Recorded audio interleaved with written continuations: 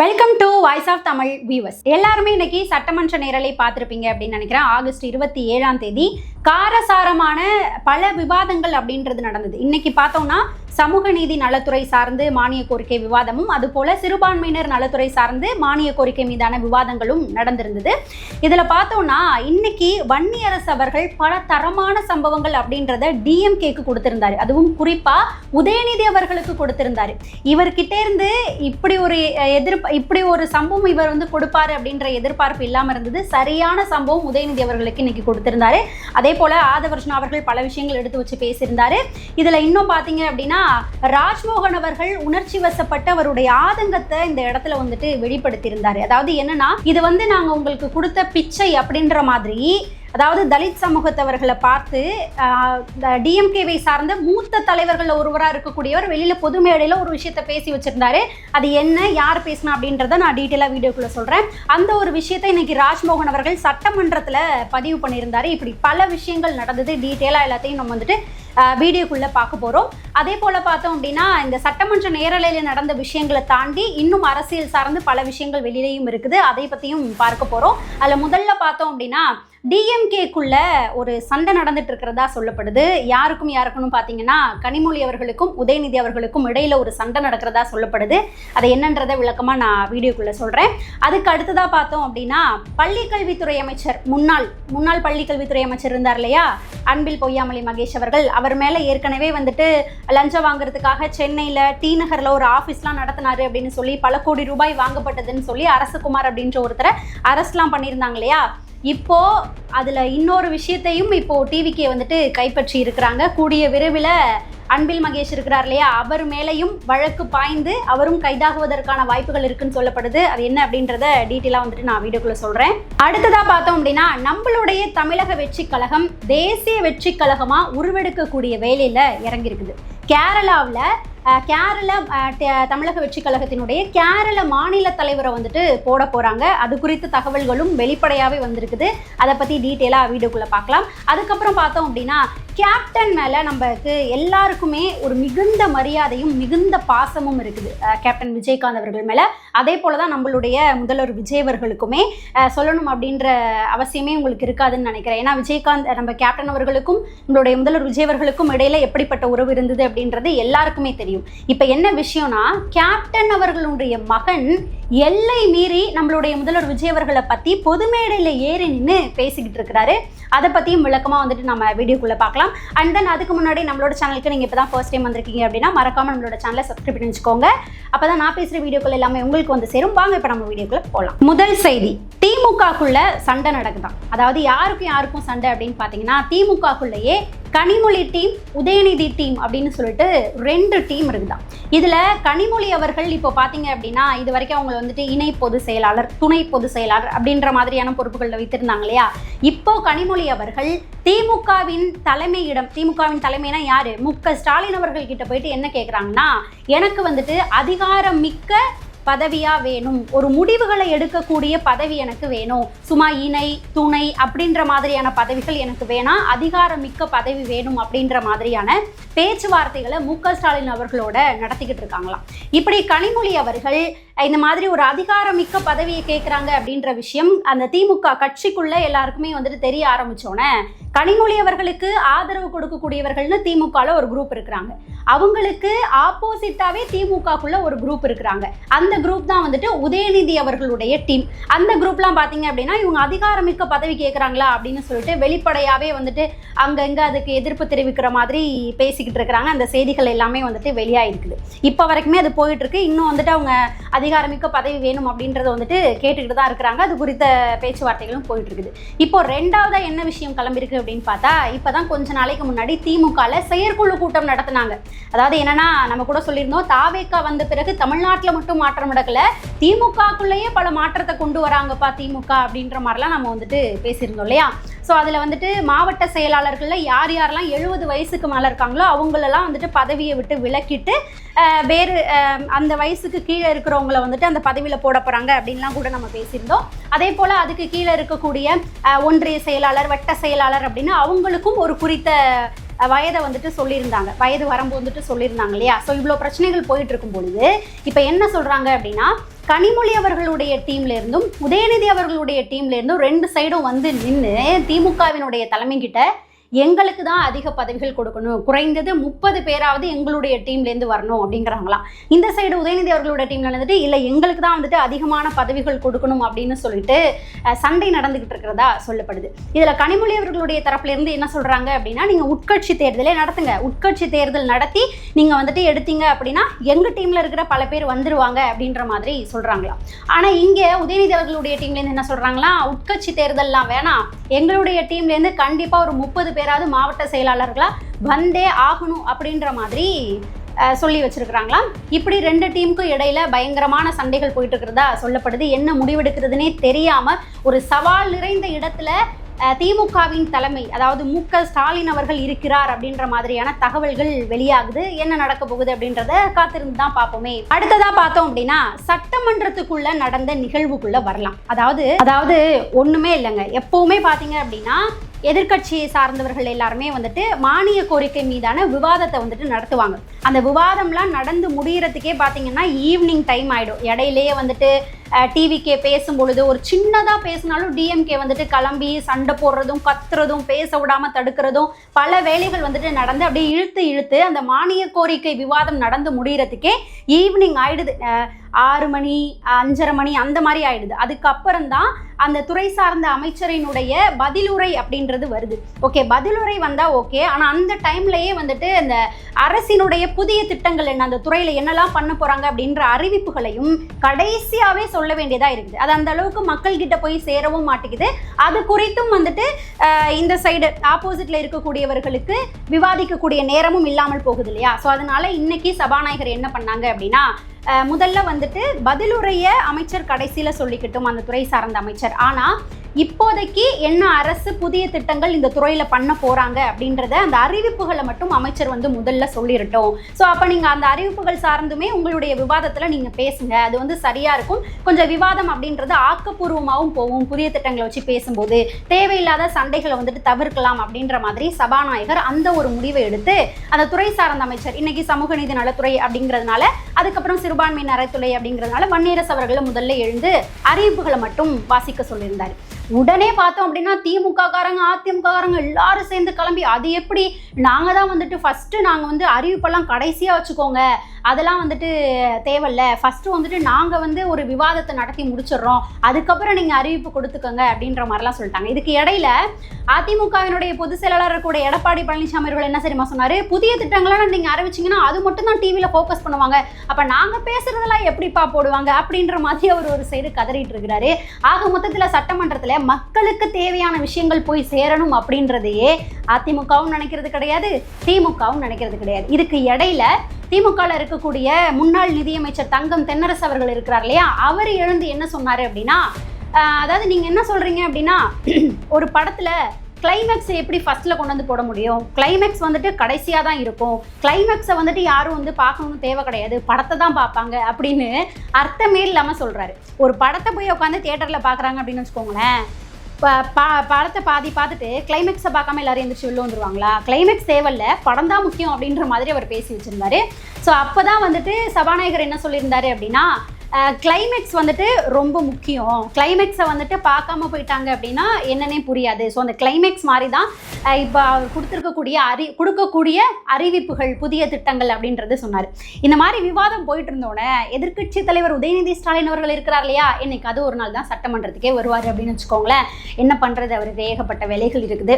அவர் என்ன பண்ணுறாருன்னா, எஸ் நமக்கு ஒரு பாயிண்ட் கிடச்சிருச்சு, நம்ம எழுந்து இந்த இடத்துல இந்த பாயிண்ட்டை பேசிடுவோம் அப்படின்னு சொல்லிட்டு எழுந்து என்ன சொல்லிட்டாருன்னா, நீங்கள் ஏன் பேரவைத் தலைவர் அவர்களே கிளைமேக்ஸை வந்துட்டு ஃபஸ்ட்லேயே சொல்லணும் அப்படின்னு நினைக்கிறீங்க, அப்போ அந்த படத்தில் கிளைமேக்ஸை பார்க்காம போயிடுவாங்களோ அப்படின்னு சொல்லி பயந்துக்கிட்டு கிளைமேக்ஸை வந்து ஃபஸ்ட்டில் வைக்க சொல்கிறீங்க, அப்போ இந்த படத்தில் ஒன்றுமே இல்லை அப்படின்றத நீங்களே ஒத்துக்கிறீங்களா அப்படின்னு பெரிய விஷயத்த சொன்ன மாதிரி சொல்லிக்கிட்டு அவரே வந்துட்டு சிரிச்சிட்டு இருக்கிறாரு. இந்த சமயத்தில் சற்றும் எதிர்பாராத மாதிரி வன்னியரசு அவர்கள் எழுந்து நின்று உதயநிதி ஸ்டாலின் அவர்களுக்கு ஒரு நோஸ்கட் கொடுத்தாரு பாருங்க. பயங்கரமான சம்பவமா இருந்தது. என்னன்னா இது ஒரு மாற்றமா இருக்கட்டும் அப்படின்ற மாதிரி தான் சொன்னாரு. ஏன்னா வந்துட்டு ஒரு நான் சொல்ல போகக்கூடிய அறிவிப்புகள் அப்படின்றது முக்கியமான அறிவிப்புகள், புதிய திட்டங்கள், ஏகப்பட்ட நல்ல திட்டங்களை வந்துட்டு நாங்கள் கொண்டு வந்திருக்கோம். ஸோ அதனால ஒரு மாற்றமா இருக்கட்டும் அப்படின்றதுக்காக தான் பேரவைத் தலைவர் அறிவிப்புகளை முதல்ல வந்துட்டு படிக்க சொன்னாரு. அதாவது உங்களுக்கு தான் ஆட்சி மாற்றம் வந்தாலும் பிடிக்காது, இந்த நடைமுறை மாற்றத்தையும் நீங்க வந்துட்டு ஏத்துக்க மாட்டேங்கிறீங்க அப்படின்ற மாதிரி பயங்கரமான ஒரு சம்பவத்தை நோஸ்கட்டை வந்துட்டு உதயநிதி அவர்களுக்கு கொடுத்தாரு. அதாவது எப்படின்னா, ஆட்சி மாற்றம், நான்லாம் வந்து அமைச்சராக இருக்கிறேன், அதெல்லாம் உங்களுக்கு வந்துட்டு ஏற்றுக்க முடியாதே அப்படின்னு அவர் வந்து பேசின மாதிரி நல்ல வெளிப்படையாகவே தெரிஞ்சுது. சரியான ஒரு சம்பவம் அப்படின்றத கொடுத்துருந்தாரு. அதுக்கப்புறம் பார்த்தீங்க அப்படின்னா ராஜ்மோகன் அவர்கள் ஃபர்ஸ்ட் இந்த சம்பவம் எங்கேருந்து ஆரம்பிச்சதுன்னா, திமுகவை சேர்ந்த ஒரு சட்டமன்ற உறுப்பினர் எழுந்து நின்று 2 நாளைக்கு முன்னாடி சட்டமன்றத்தில் டிவிகேவினுடைய சட்டமன்ற உறுப்பினராக இருக்கக்கூடிய முஸ்தபா அவர்கள் ஒரு விஷயத்த சொன்னார். நீங்கள் யாரும் மறந்துருக்க மாட்டீங்க அப்படின்னு நினைக்கிறேன். நம்மளுடைய சேனலில் கூட அதை பற்றி டீட்டெயிலாக எக்ஸ்பிளைன் பண்ணி ஒரு வீடியோ வந்து பேசியிருந்தோம். அதாவது கலைஞர் கருணாநிதி அவர்கள் இதே சட்டமன்றத்தில் டிஎம்கே தான் முஸ்லீம் வந்துட்டு ஒரு குறிப்பிட்ட வார்த்தை, அந்த பெயரை வந்துட்டு பதிவு பண்ணதே அவங்க தான் முதல்ல அப்படின்ற மாதிரி, அந்த முஸ்லீம் தீவிரவாதம் அப்படின்ற வார்த்தையை பதிவு பண்ணதே அவங்க தான் அப்படின்ற மாதிரி 5 முறை பதிவு பண்ணாங்கன்னு சட்டமன்ற உறுப்பினர் முஸ்தபா அவர்கள் சொல்லியிருந்தார் இல்லையா. அதை குறிப்பிட்டு டிவிகேனுடைய சட்டமன்ற உறுப்பினர் பேசினார். அதாவது பார்த்தீங்கன்னா மக்களே, சட்டப்பேரவை தலைவரே ஆய்வு பண்ணிட்டு ஆமாம் அந்த மாதிரி வார்த்தைகளை இங்கே முதல்ல பதிவு பண்ணியிருக்கிறாங்க, ஏற்கனவே உள்ள அவை குறிப்பில் பதிவாயிருக்குது, இந்த நிகழ்வு நடந்திருக்கு அப்படின்றத அவரே வந்துட்டு ப்ரூவ் பண்ணிட்டாரு. ஆனால் இப்போ சட்டப்பேரவை தலைவர் ப்ரூவ் பண்ணியுமே இப்போ வரைக்கும் டிஎம்கே என்ன பண்ணுறாங்கன்னா, அப்படி ஒரு நிகழ்வே நடக்கலை, அப்படி பேசவே இல்லை அப்படின்ற மாதிரி இன்னைக்கு வரைக்கும் சட்டமன்றத்தில் எழுந்து நின்று ஆர்கியூ பண்ணிட்டு இருக்கிறாங்க. இப்போ டிஎம்கே சார்பாக பேசின அந்த சட்டமன்ற உறுப்பினர் என்ன சொன்னார்னா, முஸ்தபா வந்து அன்னைக்கு அதை வந்து பேசிக்கிட்டு இருந்தாரு. அப்புறம் வன்னியரசு அவர்கள் இவங்கலாம் பார்த்தீங்கன்னா வந்துட்டு ஒரு 45 மினிட்ஸ்க்கு போயிட்டு அதை பற்றி வெளியில் வந்துட்டு ஒரு இன்டர்வியூ வந்துட்டு கொடுத்து வச்சிருக்கிறாங்க, அதை பற்றி இவரால் பேச முடியுமா அப்படின்னு வெளியில் நடந்த விஷயங்களை எடுத்து வந்து உள்ளே வச்சு பேசிக்கிட்டு இருந்தார். உங்கள் எல்லாருக்குமே தெரியும், சட்டப்பேரவை தலைவர் சபாநாயகர் அவர்கள் ஏற்கனவே வந்துட்டு சொல்லியிருந்தாரு, வெளியில் நடக்கக்கூடிய விஷயங்களுக்கு வெளியில், அதாவது பொது மேடைகளில் பேசக்கூடிய விஷயங்கள், வெளியில் நடக்கக்கூடிய விஷயங்களை உள்ள சட்டமன்றத்துக்குள்ளே பேசக்கூடாது, வெளியில் நடக்கக்கூடிய விஷயங்கள் தவறாக இருக்கக்கூடிய பட்சத்தில் அது வெளியிலேயே நடவடிக்கை எடுக்கப்படும், நான் நடவடிக்கை எடுக்கணும்னா ஆய்வுக்கு உட்படுத்தி எடுப்பேன், அதனால வெளியில் உள்ளது உள்ள பேசக்கூடாது அப்படின்ற மாதிரி சொல்லிட்டாரு. ஏன்னா ஏற்கனவே 2 நாளைக்கு முன்னாடி டிஎம்கேவை சார்ந்த சட்டமன்ற உறுப்பினர் சிவசங்கர் அப்படின்றவர் நம்மளுடைய தொழில்துறை அமைச்சர் கீர்த்தனா அவர்களை வாடி போடி அப்படின்ற மாதிரி இன்னும் ஒரு சில அவதூறான மோசமான வார்த்தைகள் எல்லாம் வந்துட்டு பேசி வச்சிருந்தாரு. ஸோ அது எப்படி அவங்க பேசினாங்க, இந்த மாதிரிலாம் பேசியிருக்கிறாங்களே அப்படின்னு டிவிகே சார்பில் இருந்து ஒரு பெண் சட்டமன்ற உறுப்பினர் எழுந்து நின்று பேசும்பொழுதே என்ன பண்ணாங்க அப்படின்னா, டிஎம்கே அப்படியே கத்தி ரியாக்ட் பண்ணி, அப்போ அந்த அளவுக்கு மோசமாக வெளில பேசினது அவங்க தான், அப்படி பேசவே பேசாத மாதிரி கத்தி எழும்பி என்ன மாதிரியான கலவரத்தெல்லாம் பண்ணிட்டு இருந்தாங்க அப்படின்றது தெரியும். ஆனால் அப்பவே சட்டப்பேரவைத் தலைவர் என்ன சொன்னார்னா, வெளியில் நடந்ததை வெளியில தாமா பார்க்கணும், உள்ளே வந்துட்டு அதை பற்றி பேசக்கூடாது அப்படின்ற மாதிரி சொல்லிட்டார். ஓகேவா, இது வந்துட்டு சொல்லி வச்சாச்சு. ஏன்னா ஒரு முறை டிவிக்கு இவங்க பேசின விஷயங்கள் எடுக்கும்போது டிஎம்கே வெளில நடந்தாலும் இங்கே பேசக்கூடாது, வெளில நடந்தாலும் இங்கே பேசக்கூடாதுன்ற மாதிரி கத்துனாங்க. ஆனால் இப்போது அந்த டாபிக் ஆரம்பித்ததே டிஎம்கே தான் என்ன பண்ணாங்கன்னா, வெளியில் கொடுத்த இன்டர்வியூ எடுத்துகிட்டு வந்து வச்சு இங்கே அந்த சட்டமன்ற உறுப்பினர் பேசினார். பேசினோன்னே ராஜ்மோகன் அவர்களுக்கு பயங்கரமாக கோவம் வந்துட்டு எழுந்து நின்று பேசினார் பாருங்க. நீங்கள் வெளியில் பேசின அந்த பொது மேடையில் பேசின விஷயத்தெல்லாம் நாங்கள் உள்ளே கொண்டு வந்து பேசணும்னு வச்சுக்கோங்களேன், இந்த நாடும் தாங்காது, நீங்களும் தாங்க மாட்டீங்க, அதனால் இதை இதோட முடிச்சிருங்க அப்படின்ற மாதிரி பயங்கரமான ஒரு வார்னிங் வந்து திமுகவுக்கு கொடுத்துருந்தாரு. அப்போ தான் இந்த விஷயத்தையுமே பதிவு பண்ணார். வெளியில் பொது மேடையில் டிஎம்கேவினுடைய மூத்த தலைவர்கள் ஒருவராக இருக்கக்கூடிய RS பாரதி இருக்கிறார் தெரியுமா, அவர் என்ன தெரியுமா சொல்லியிருந்தாரு, தலித்துகளுக்கு இந்த மாதிரியான வாய்ப்புகள் இதெல்லாம் கொடுத்துருக்க, இத்தனை விழுக்காடு கொடுத்துருக்குறாங்க, அத்தனை விழுக்காடு கொடுத்துருக்குறாங்க, இந்த மாதிரியான வாய்ப்புகள் திமுகவில் கொடுத்துருக்குறாங்க, இதெல்லாம் வந்துட்டு நாங்கள் உங்களுக்கு போட்ட பிச்சை அப்படின்ற மாதிரி தலித் சமூகத்தை மக்களை பார்த்து அவர் வந்து சொல்லியிருக்கிறாரு. இப்படிப்பட்ட ஒரு இதை சொன்னார். நீங்கள் கொடுத்து நாங்கள் வாங்குற இடத்துல கிடையாது, தலித் மக்களுக்கான சட்டங்கள் எல்லாத்தையுமே அம்பேத்கர் எழுதின சட்டம், ஒடுக்கப்பட்டவர்களுக்கு அதை செய்து கொடுப்பது அரசியல்வாதிகள், அந்த சட்ட இடத்துல இருக்கக்கூடியவங்களோட அமைச்சரவையில் இருக்கக்கூடியவங்களுடைய கடமை, நீங்கள் கொடுத்து நாங்கள் வாங்குற மாதிரி அந்த மாதிரி குறைத்து மதிப்பிட்டெல்லாம் பேசாதீங்க, பிச்சைன்ற வார்த்தையை பயன்படுத்தி வெளியில் பொது இடத்துல பேசினாரு அப்படின்ற மாதிரி ராஜ்மோகன் அவர்கள் சொல்லியிருந்தாரு. ஸோ இந்த மாதிரி நீங்கள் வெளியில் பேசின விஷயத்தை நாங்கள் சட்டமன்றத்துக்குள்ளே கொண்டு வந்து பேசணும், நீங்கள் தாங்கவே மாட்டீங்க அப்படின்னு ஒரு வார்னிங்கை ராஜ்மோகன் அவர்கள் கொடுத்திருந்தார். இதை கேட்ட டிஎம்கே என்ன தெரியுமா பண்றாங்க, அப்படியே எழுந்து கத்துறாங்க. அதாவது நீங்க பேசுனதை இங்க வந்து சொல்றாங்க, அப்படியே நீங்க பண்ணாத மாதிரி எப்படிதான் டிஎம்கே வந்துட்டு பொங்கி எழுந்து கத்துறாங்க அப்படின்றது தெரியாது. இந்த ஆர்எஸ் பாரதி அவர்கள் இந்த தலித்களுக்கு வந்து செஞ்சதை இந்த மாதிரி சொல்லியிருந்தாரா, பிச்சை அப்படின்ற வார்த்தையை பயன்படுத்தி. அப்புறம் இப்போ சமீபத்தில் பார்த்தீங்க அப்படின்னா சைதாப்பேட்டையில் போய் அவங்களுக்கு ஓட்டு போடாத மக்களுக்கு நல்ல சாவே வராது அப்படின்ற மாதிரி சொன்னார். கொஞ்ச நாளைக்கு முன்னாடி நம்மளுடைய முதல்வர் விஜய் அவர்களை திமிரு பிடிச்சவன் அப்படின்ற மாதிரி சொல்லி உனக்கு இன்னமும் தான் கேடுகால ஆரம்பிக்குது அப்படின்ற மாதிரிலாம் பேசி வச்சிருந்தாரு. அப்புறம் இன்னொருத்தர் இருக்காரு, இப்படி டிஎம்கேல இருக்கக்கூடிய மூத்த தலைவர்கள்லாம் அடுக்கிக்கிட்டே போனோம்னா அவங்க பேசின வார்த்தைகள் எல்லாம் நம்மளால கேட்க கூட முடியாது. பொன்முடி அப்படின்னு ஒருத்தர் இருக்கிறார் இல்லையா, அவர் என்ன பேசியிருந்தாருன்னு உங்களுக்கே தெரியும். சைவம் வைணவ மதத்தெல்லாம் தொடர்பு படுத்தி இப்போ கூட அவர் மேலே வந்துட்டு கேஸ் எல்லாம் போயிட்டு இருக்குது. அந்த மாதிரிலாம் இனிமேல் நான் பேச மாட்டேன், மன்னிச்சிருங்க அப்படின்ற மாதிரிலாம் இப்போ உட்காந்து பேசிட்டு இருக்கிறாரு. இப்படி டிஎம்கேல இருக்கக்கூடிய மூத்த தலைவர்களுடைய லிஸ்ட் எடுத்து அவங்க பேசினதெல்லாம் எடுத்து பார்த்தா நம்மளால கேட்க கூட முடியாது. ஆனால் இங்கே டிஎம்கே அப்படிலாம் நாங்கள் கிடையாதுன்ற மாதிரி பேசினதையே மறைச்சி பேசிட்டு இருக்காங்க. மறைச்சி வைக்கிறதெல்லாம் இவங்களுக்கு வந்துட்டு தெரியாத விஷயமா என்ன? அதுக்கு அடுத்ததாக பார்த்தோம் அப்படின்னா சமூக நீதி நலத்துறையில் பல புதிய திட்டங்களை வந்துட்டு கொண்டு வந்திருக்கிறாங்க. பெரிய பட்டியலே வெளியிட்டிருக்கிறாங்க. அது என்ன அப்படின்றத நான் கடைசியாக வந்துட்டு சொல்கிறேன். அதுக்கு முன்னாடி இன்னும் முக்கியமான ஒரு சில செய்திகள் இருக்குது, அதை வந்துட்டு நம்ம பார்த்துடலாம். முன்னாள் பள்ளி கல்வித்துறை அமைச்சராக இருந்த அன்பில் மகேஷ் அவர்கள் உங்கள் எல்லாருக்குமே தெரியும். கொஞ்ச நாளைக்கு முன்னாடி தான் ஒரு குற்றச்சாட்டு எழுந்தது. பள்ளி நிறுவனங்களிடம், ஸ்கூலு காலேஜ் கிட்டலாம் கட்டாயப்படுத்தி பார்ட்டி ஃபண்டை வந்துட்டு வசூலிச்சிருக்கிறாங்க. கிட்டத்தட்ட 100 கோடிக்கு மேலே வசூலிச்சிருக்கிறாங்க. சென்னையில் லஞ்சம் வாங்குறதுக்குனே டி நகரில் குளோபல் அப்படின்ற பேரில் ஒரு ஆஃபீஸை நடத்தி அங்கேருந்து வச்சு தான் இவ்வளோ லஞ்ச பணத்தையும் வாங்கியிருக்கிறாங்க அப்படின்ற குற்றச்சாட்டுகள் எல்லாமே வந்துட்டு எழுந்தது. அரசுகுமார் அப்படின்ற ஒரு நபர் கைதுமே வந்து செய்யப்பட்டிருந்தார். அந்த சமயத்தில் ஏகப்பட்ட பள்ளிகள் வெளியில் வந்து ஆமாம் எங்ககிட்டையும் வாங்கினாங்க அப்படின்ற மாதிரி ஆதாரங்கள்லாம் இருக்குது அப்படின்னு சொல்லி வாய்ஸ் அவுட் பண்ணி வெளியில் வந்து சொல்லியிருந்தாங்க.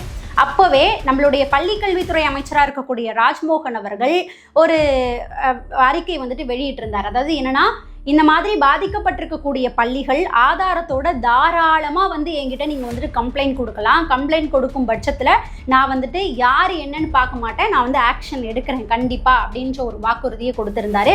இப்போ அதே போல் நடவடிக்கைகளும் எடுத்துக்கிட்டு இருக்கிறாங்க. அதுக்கப்புறம் ஏகப்பட்ட ஸ்கூல்ஸ் காலேஜஸ் வெளியில் வந்து ஆதாரங்கள் எல்லாத்தையுமே வந்துட்டு கொடுத்துருக்குறாங்க. இப்போ டிவிக்கு சார்பில் என்ன பண்ணியிருக்கிறாங்கன்னா, அந்த பாதிக்கப்பட்ட கல்வி நிறுவனங்கள்லாம் இருக்கும் இல்லையா, அவங்க கிட்ட வாக்குமூலம் வாங்கி சேகரித்து வச்சிருக்காங்க. அனைத்து ஆதாரங்களையும் வாங்கி சேகரித்து வச்சிருக்கிறாங்க. அன்பில் மகேஷ் அவர்களுக்கு எதிராக அவ்வளோ விஷயங்களும் கலெக்ட் ஆகி இப்போ டிவிகேவினுடைய கையில் இருக்குது.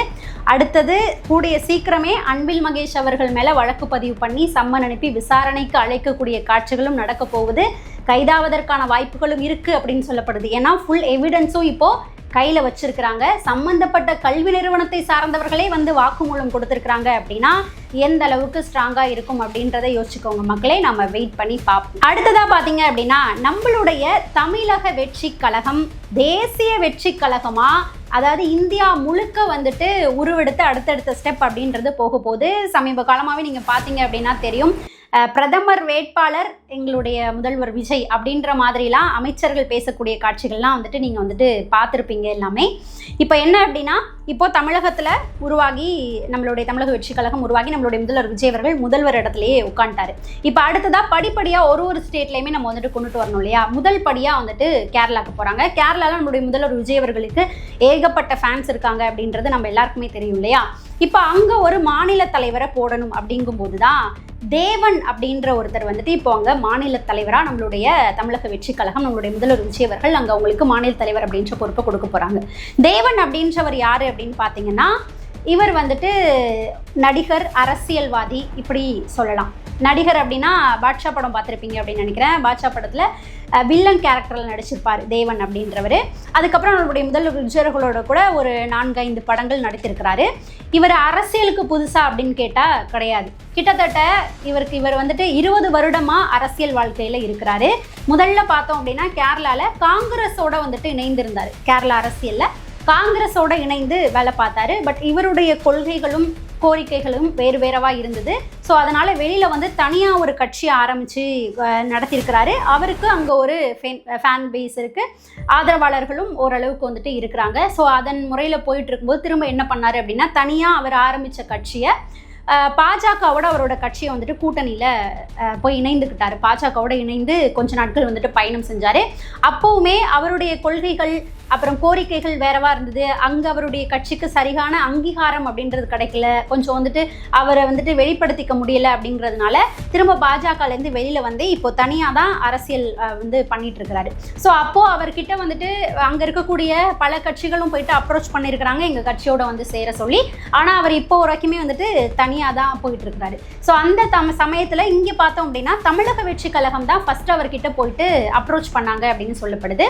நீங்கள் வந்து தமிழக வெற்றி கழகத்தில் இணைங்க, கேரளாவினுடைய மாநில தலைவர் அப்படின்ற பொறுப்பு உங்களுக்கு கொடுக்கப்படுது அப்படின்ற மாதிரி தமிழக வெற்றி கழகத்துக்கிட்டே இருந்து தான் அப்ரோச் அவர்கிட்ட போய் பேசினதாகவும் அவரே வந்துட்டு இப்போ வெளியில் இந்த விஷயங்களை சொல்லியிருக்கிறாரு. கூடிய விரைவிலேயே தாவைக்கால இணைந்து நான் கேரள மாநில தலைவராக வந்துட்டு பொறுப்பேற்றுக்க போகிறேன் அப்படின்ற மாதிரியான விஷயங்களை வந்து சொல்லியிருக்கிறாரு. கூடிய விரைவில் நல்ல செய்தியோட வெளியிடுவேன் அப்படின்றதையும் சொல்லியிருக்கிறாரு. ஸோ முதல் ஸ்டெப்பாக இப்போ நம்ம கேரளாவில் அடியெடுத்து வைக்க போகிறோம். அடுத்து ஒன்றா மேலே போக போகிறோம். ஸோ தமிழக வெற்றி கழகத்தினுடைய அதாவது இந்திய அளவில் இருக்கும்போது தமிழக வெற்றி கழகம் அப்படின்னே பேர் இருக்க முடியாது. ஏன்னா தமிழகம் அப்படின்றது தமிழகத்துக்கு மட்டும்தான் இருக்கும். ஸோ எல்லாத்துக்கும் காமனாக இருக்கும்போது தேசிய வெற்றி கழகம் அப்படின்னு கூட பெயர் மாறுவதற்கான வாய்ப்புகள் இருக்குது அப்படின்னு சொல்லப்படுது. எனவே நாம் வெயிட் பண்ணி பார்க்கலாம். மாநில அளவு அதாவது ஃபுல்லாக இப்போது இந்திய அளவில் போகும்பொழுது நம்மளுடைய முதல்வர் விஜய் அவர்களுடைய கட்சி, அவர் ஆரம்பித்த ஒரு கட்சி அடுத்தடுத்த லெவலுக்கு போகும்போது பார்க்குறதுக்கு ரொம்பவே சந்தோஷமாக இருக்குது. அடுத்தடுத்து என்ன நடக்க போகுது அப்படின்றத நாம் வெயிட் பண்ணி பார்ப்போம். அடுத்த விஷயம் என்ன அப்படின்னு பார்த்தீங்கன்னா, நான் ஆரம்பத்திலே இன்ட்ரோலேயே வந்துட்டு உங்ககிட்ட சொல்லியிருப்பேன். கேப்டன் அவர்களுடைய மகன் பிரபாகரன் அவர்கள் நம்மளுடைய முதல்வர் விஜய் அவர்களை பற்றி எல்லை மீறிய ஒரு பேச்சை பேசிக்கிட்டு இருக்கிறாரு அப்படின்னு நான் சொல்லியிருக்கேன். அதாவது என்னன்னா, கேப்டன் அவர்கள் மேலே மிகுந்த மரியாதை, பாசம் அப்படின்றது நம்ம எல்லாருக்குமே இருக்குது. ஓகேவா? அவர் மேலே நாம் வைத்திருக்கக்கூடிய மரியாதையின் காரணமாக தான் பிரபாகரன் அவர்கள் என்ன பேசினாலும் எதுவுமே அடிக்காமல் நாம் அப்படியே வந்துட்டு அவரை விட்டுட்டு போயிட்டுருக்கோம். ஆனால் ஒரு அளவுக்கு தான் பொறுத்து கொள்ள முடியும் இல்லையா? இவர் இப்போ பேசிகிட்டு இருக்கக்கூடியதெல்லாம் எல்லை மீறி வந்து பேசிகிட்டு இருக்கிறாரு. நம்ம எல்லாருக்குமே தெரியும், கேப்டன் திமுகவை எதிர்த்து அரசியல் பண்ணணும் அப்படின்றதுக்காக தான் அரசியல் கட்சியை ஆரம்பித்தார். ஊழல் படிந்த திமுகவை வீட்டுக்கு அனுப்பணும் அப்படின்றதுக்காக தான் அவர் அரசியல் கட்சியை ஆரம்பித்து உள்ளே வந்தார். அப்புறம் திமுக என்னென்ன மாதிரியெல்லாம் அவரை வந்துட்டு ப்ரொஜெக்ட் பண்ணி எப்படியெல்லாம் பேசி அவரை எந்த இடத்துக்குலாம் கொண்டு போனாங்க அப்படின்றது நம்ம எல்லாருக்குமே தெரியும். ஆனால் இப்போது அதே கேப்டன் அவர்கள் ஆரம்பித்த திமுகவோட கூட்டணியில் வச்சுக்கிட்டு இப்போ உட்காந்துருக்குறாங்க அப்படின்றது நமக்கு தெரியும். அப்படிப்பட்ட அந்த இடத்துல போய் உட்காந்துக்கிட்டு நம்மளுடைய முதல்வர் விஜய் அவர்களை பற்றி பேசிகிட்டு இருக்கிறாரு. ஏற்கனவே உங்களுக்கு தெரியும், ஒரு வாட்டி ஒன்று பேசி வச்சுருந்தாரு. நிற்காம ஓடு ஓடு ஓடு வராம்பார் வேட்டைக்காரன் பாடி வச்சுருக்கிறாரு. போய் கர்நாடகாவில் போய் தண்ணி வாங்கிட்டு வர வேண்டியதானே, ஓடுறா அப்படின்ற மாதிரி நம்மளுடைய முதல்வர் விஜய் அவர்களை பேசி வச்சுருந்தாரு. இப்போ என்ன தெரியுமா பேசியிருக்கிறாரு? ஏதோ பூஜாவெல்லாம் முதல்வராகி உட்காந்துருக்கு அப்படின்ற மாதிரி நம்மளுடைய முதல்வர் விஜய் அவர்களை பற்றி பிரபாகரன் அவர்கள், அதாவது கேப்டன் அவர்களுடைய மகன் வந்துட்டு பேசி வச்சிருக்கிறாரு. அதே ஸ்டேஜில் தான் பிரேமலதா அவர்களும் உட்காந்துருக்குறாங்க, கை தட்டிட்டு உட்காந்துருக்குறாங்க. இந்த மாதிரி மரியாதை குறைவாக பேசக்கூடாது, பேசுவதற்கென்று ஒரு முறை இருக்கிறது, கருத்தியலாக பேசணும் அப்படின்ற அட்வைஸை கூட கொடுக்காம உட்காந்து கைத்தட்டி சிரிச்சிட்டு இருக்காங்க. இதில் என்னன்னா, இப்போது திமுகவோட சேர்ந்துட்டாங்க இல்லையா? அப்போ திமுக ஒரு இதே கையில் எடுத்து பண்ணிட்டு இருக்கோம் இல்லையா, மரியாதை இல்லாமல் மோசமாக பேசுறது. அதன் வழியில் கொஞ்சம் கொஞ்சமாக இப்போ தேமுதிக உள்ளே இறங்கிட்டு இருக்கிறாங்க அப்படின்றது ரொம்ப வெளிப்படையாகவே தெரியுது.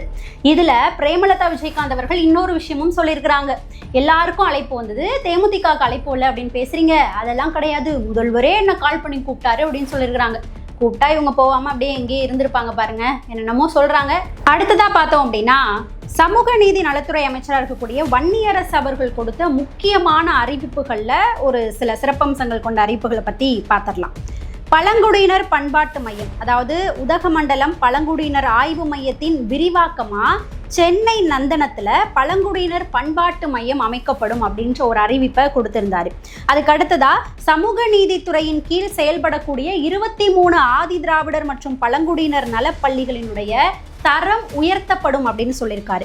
அதுக்கு அடுத்ததாக பார்த்தோம்னா, சமூக நீதி அறக்கட்டளை பொருளாதாரத்தில் பின்தங்கிய ஆதி திராவிடர் மற்றும் பழங்குடியின மக்களுக்கு கல்வி நிதி உதவிகளை ஒருங்கிணைத்து வழங்க சமூக நீதி அறக்கட்டளை உருவாக்கப்படும் அப்படின்ற அறிவிப்பை கொடுத்திருக்கிறாரு. மாணவர்களுக்கான கல்வி உதவித்தொகையில் உள்ள வேறுபாடுகளை களைந்து சமமாக உயர்த்தி வழங்கப்படும் அப்படின்னு சொல்லியிருக்காரு. அதுக்கு அடுத்ததாக பொருளாதாரத்தில் பின்தங்கிய 1,00,000 ஆதி திராவிடர் மற்றும் பழங்குடியின குடும்ப தலைவிகள் இருப்பாங்க இல்லையா, அவங்களுடைய வாழ்வாதாரத்தை மேம்படுத்துறதுக்காக விடிவெள்ளி மகளிர் வாழ்வாதார திட்டம் அறிமுகப்படுத்தப்படும், அமல்படுத்தப்படும் அப்படின்னு சொல்லியிருக்காரு. அடுத்தது பார்த்தோம்னா அகம் திட்டம். வீடற்ற தூய்மை பணியாளர்கள் இருக்கிறாங்க இல்லையா, ஸோ அவங்கள வந்துட்டு செலக்ட் பண்ணி, பொருளாதாரத்தில் பின்தங்கி இருக்கக்கூடியவர்களை செலக்ட் பண்ணி 2500 பேருக்கு 2500 கான்கிரீட் வீடுகள் வழங்கப்படும், கட்டி கொடுக்கப்படும் அப்படின்னு சொல்லியிருக்கிறாரு. அதுக்கு அடுத்ததா வளமிகு வேளாண்மை உதவி திட்டம். 1000 ஆதி திராவிட விவசாயிகளுக்கு 90% மானியத்தோட விரைவு மின் இணைப்பு வழங்கப்படும் அப்படின்னு சொல்லியிருக்காரு.